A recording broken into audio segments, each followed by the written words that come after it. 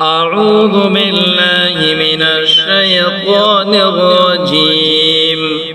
بسم الله الرحمن الرحيم.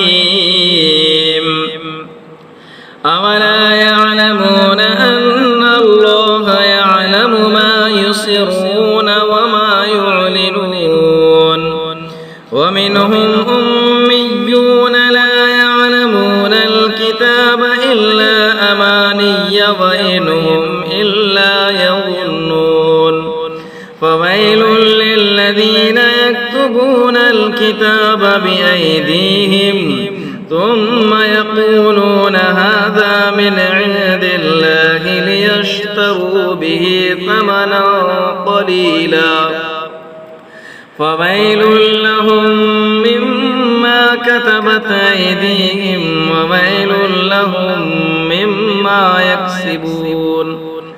وقالوا لن تمسنا النار إلا أياما معدودة قل أتخذتم عند الله أهدا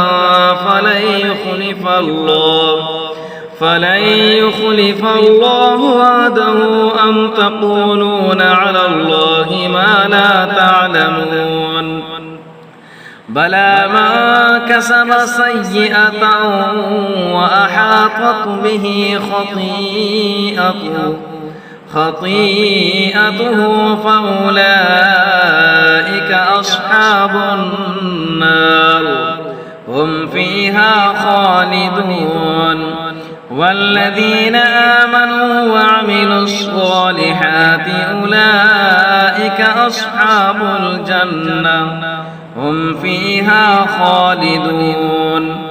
وإذ أخذنا ميثاق بني إسرائيل لا تعبدون إلا الله وبالوالدين إحسانا وذي القربى واليتامى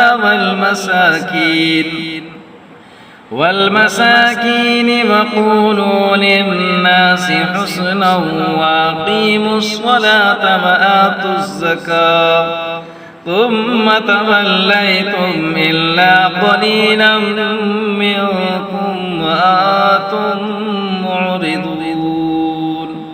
صدق الله العظيم. आप हज़रात से गुजारिश है कि आप मेरे चैनल को सब्सक्राइब कर लें ताकि आप तक मेरी वीडियो आसानी से पहुंच सके।